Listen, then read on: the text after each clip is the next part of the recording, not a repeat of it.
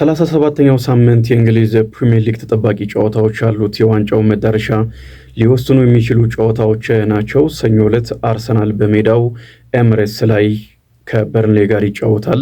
እንደዚሁም ማክሰኞ ደግሞ ማንቸስተር ሲቲ ከሜዳ ውጪ ከቦርማውዝ ጋር የሚያደርገው ጨዋታ ትልቅ ትኩረትን አግኝቷል። ትናንትና የወጡ መረጃዎች ነበሩ። ሚኬል አርቴታ ጋዜጣዊ መግለጫ ከሰጠ በኋላ በቡድኑ የልምምድ ማዕከል ከታዩ መረጃዎች መካከል ሶስት ወሳኝ ተጫዋቾች በልምምድ ላይ አልተገኙም። አምበሉ ማርቲን ኦዴጋርድ፣ ዊሊያም ሳሊባ እና ቡካዮ ሳካ ናቸው። ነገር ግን ለበርንሌው ጨዋታ የሚያሰጋ አይደለም ተብሏል። ኦዴጋርድ ባለፈው ከዌስትሃም ዩናይትድ ጋር በነበረ ጨዋታ ላይ የመጨረሻውን ያንን አስደናቂ ኳስ ለትሮሳርድ ያቀበለ ተጫዋች ነው። ራሱ ነው አጠቃላይ የጨዋታውን ሂደት ሲመራ የነበረው። ከዴክላን ራይስ ጋር 1-2 ተጫውቶ አልፎ ቦክስ ውስጥ ከገባ በኋላ ግሩም ኳስ ተረጋግቶ ለትሮሳር አቀበለውና ትሮሳር ጎል አስቆጠረ። እንደምታስታውሱት ያ ጎል በአርሰናል ታሪክ ውስጥ በተለይ ዋንጫውን የሚያሸንፍ ከሆነ እጅግ ከሚታወሱ ጨዋታዎች መካከልም ከሚታወሱ ጎሎች መካከልም ይሆናልና እዚህ ጎል ላይ ማርቲን ኦዴጋርድ አምበሉ ተሳትፎ ከፍ ያለ ነበረ፣ ኳሱን አሲስት ስላደረገ ማለት ነው።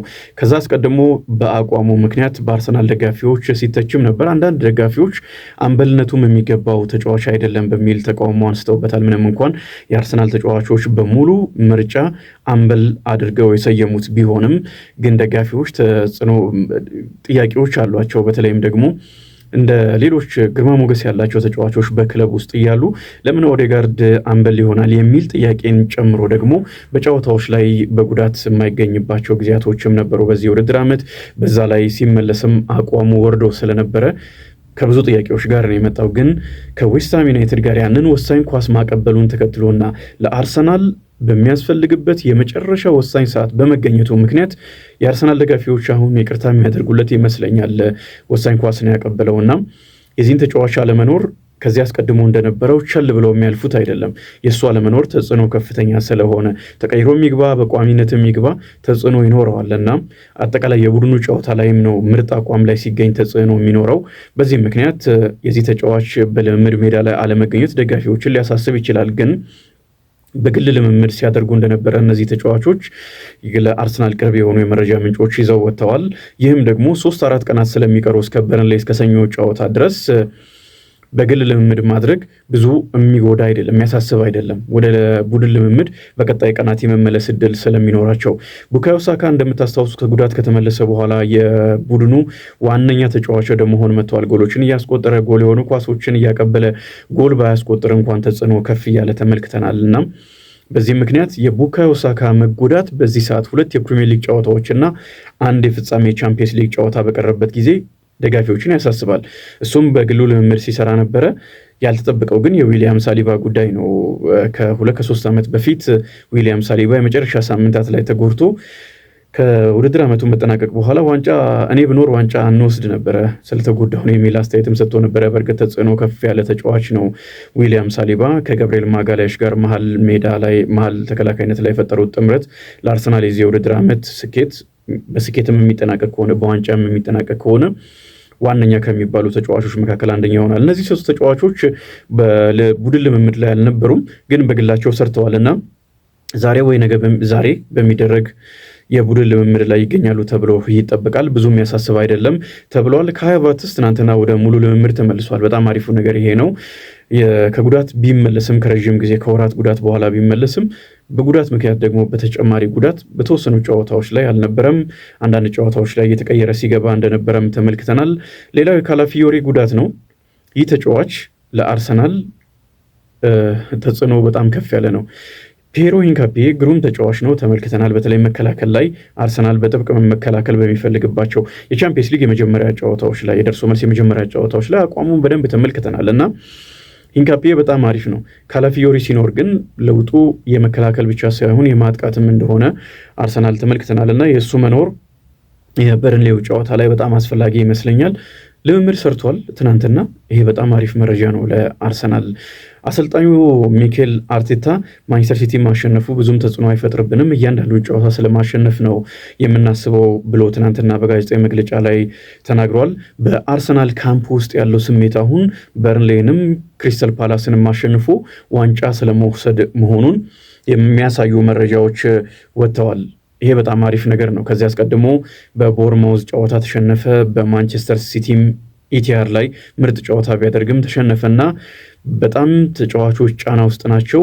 በዚህም የውድድር ዓመት ባለቀ ሰዓት ዋንጫውን አሳልፎ ሊሰጥ ነው የሚል ፍራቻ ነበረ። ይህም ደግሞ ከስነ ልቦና ጋር የሚያያዝ ነው።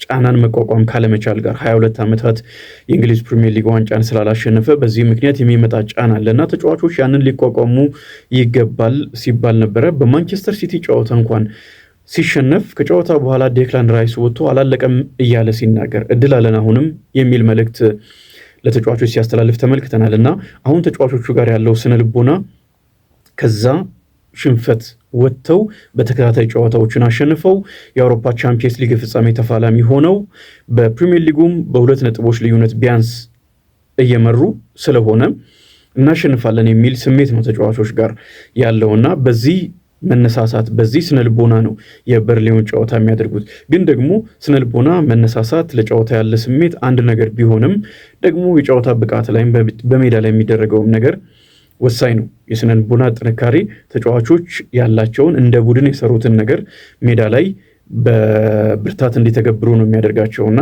እሱን መመልከት ይኖርብናል። የበርንሌ ተጫዋቾችም እንደዚሁ ባለፈው አስቶን ቪላ ነጥብ እንዳስጣል ነው በዛ አይነት ስሜት ነው የምንጫወተው እያሉ ስለሆነ ይህንን ጨዋታ በደንብ በትኩረት ማድረግ ያስፈልጋል። ለአርሰናል 22 ዓመታትን ለጠበቀ ደጋፊ የሚገባውን ለመስጠት ማለት ነው።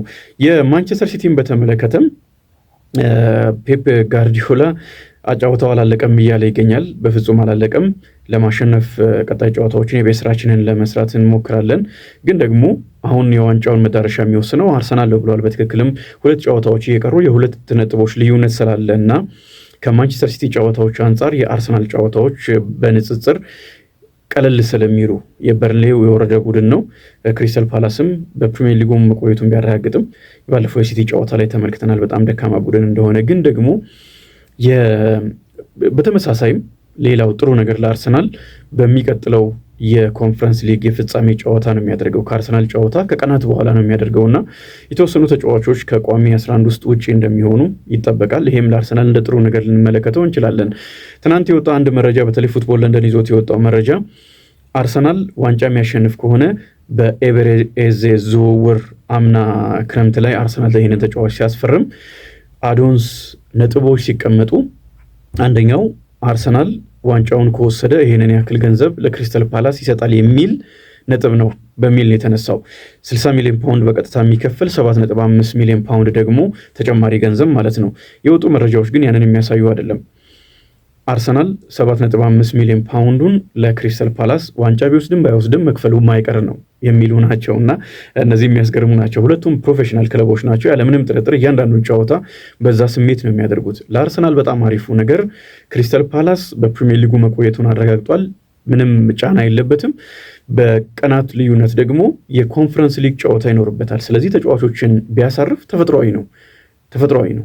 ከማንቸስተር ሲቲ ጨዋታ ጋርም የተወሰነ ነገር እንደዛ ስላደረጉ ማለት ነው። ይሄ አርሰናልን ሊጠቅሙ ይችላል ማለት ነው። ማንቸስተር ሲቲ በኩል ግን የተጎዱ ተጫዋቾች ሮድሪ የኤፍኤ ዋንጫ ፍጻሜ ጨዋታ ላይ የሚመለስበት እድል ስላለ ድጋሚ ካልተጎዳ የሰኞ ጨዋታ ላይ ይኖራል፣ የማክሰኞ ጨዋታ ላይ ይኖራል። የሱ መመለስ ደግሞ ለማንቸስተር ሲቲ ብርታትን የሚሰጥ ነው። ዲያዝ መቼ ይመለሳል? ሌሎችም የጉዳት ዜናዎች አሉ። ፔፕ ጋርዲዮላ ዛሬ ምናልባት ያንን ከማንቸስተር ሲቲ በኩል መረጃዎችን ልንሰማ እንችላለን። እናም ጠባቂ ይሆናል። ዛሬ ግን ምሽት አስቶን ቪላና ሊቨርፑል ይጫወታሉ። በዚህ ጨዋታ ላይ የመሐመድ ሳላ ጉዳይ ይጠበቃል። ሞሳላ በሊቨርፑል ታሪክ ውስጥ በቅርብ ዓመታት ከተመለከትናቸው በእኛ ጊዜ ከተመለከትናቸው የሊቨርፑል ምርጡ ተጫዋች ነው። ያው የሊቨርፑል ደጋፊዎች ስቴቨን ጄራርድ ያላችሁ ክብር እጅግ በጣም ላቅ ያለ እንደሆነ ይታወቃል። ሊቨርፑላዊ ነው። ራሱ መልኩ፣ ቀለሙ፣ ሁሉ ነገሩ ሊቨርፑላዊ ነው እናውቃለን። ይሄ ትልቅ ቦታ ያለው ዝነኛ ተጫዋች ነው። በእኔ እምነት ግን መሐመድ ሳላ ከስቴቨን ጄራርድ በላይ በሊቨርፑል የቅርብ ጊዜ ታሪክ ውስጥ አሻራውን አሳርፏል እና ይህንን ሌጀንድ የሊቨርፑል ደጋፊዎች በምን አይነት መልኩ ነው የሚሸኙት የሚለው ይጠበቃል። ለማንኛውም አርሰናል ሰኞ ነው የሚጫወተው፣ ማንቸስተር ሲቲ ማክሰኞ ይጫወታል። እሁድ 8:30 ጀምሮ ደግሞ ማንቸስተር ዩናይትድ በሜዳው ኖቲንግሃም ፎረስትን ያስተናግዳል። ኖቲንግሃም ፎረስት በፕሪሚየር ሊጉ መቆየቱን አረጋግጧል። ማንቸስተር ዩናይትድ በቻምፒየንስ ሊግ እንደሚጫወት አረጋግጧል። ሁለቱም የዚህ የውድድር ዓመት ግባቸውን አረጋግጠው ነው የሚገናኙት እና ከጨዋታው ይልቅ ከውጤቱ ይልቅ በደንብ ትኩረት የሚሰጠው ብሩኖ ፈርናንዴሽ 20ኛውን ጎል የሆነ ኳስ ያቀብላል ወይ 21ኛ 22ኛ እያለ በእነዚህ ሁለት ቀጣይ ጨዋታዎች ይቀጥላል የሚል ስለሆነ ያ ነው የሚጠበቀው። ወደ ወሳኝ ምዕራፍ የእንግሊዝ ፕሪሚየር ሊግ ተሸጋግሯል። ማን ዋንጫ ሊያሸንፍ ይችላል? የየቀናት ጥያቄ ሆኖ ይቀጥላል። ሰኞ ዕለት ግን ብዙ ምላሽ እናገኛለን። አርሰናል የሚያሸንፍ ከሆነ ብዙ ነገሮችን የሚያጠናቀቅ ይመስለኛል። በተለይ ደግሞ የሚያስቆጥራቸው ጎሎች መጠንም ወሳኝ ይሆናሉ። አሁን ማንቸስተር ሲቲ በጎል ክፍያ ስለበለጠ 3-0 ያሸነፈው ክሪስታል ፓላስን እና የበርንሌ ጨዋታ ላይ በርከት ያሉ ጎሎችን የሚያስቆጥር ከሆነ የክሪስታል ፓላስ ጨዋታ ላይ አቻ መውጣት እንኳን በቂው ሊሆን የሚችልበት እድል ስላለ ማለት ነው። ማንቸስተር ሲቲ አይታወቅም። በእርግጥ ቦርንማውዝንም አስቶን ቪላንም በከፍተኛ ጎል ልዩነት ሊያሸንፍ ይችላል። ግን ደግሞ አርሰናል ሁሉን ነገር የሚወስነው በርንሌንም ክሪስታል ፓላስንም ማሸነፍ ሻምፒዮን ያደርገዋል። ምንም ነገር ሳይጠብቅ እግር ኳስ ነው፣ የሚፈጠረው አይታወቅም። ያ ነገር ከተፈጠረ ደግሞ ወይም ባቻ ውጤት የሚያጠናቅቅ ከሆነ ደግሞ አንደኛው ቡድን ላይ በርከት ያሉ ጎሎችን ማስቆጠር ይጠቅመዋል።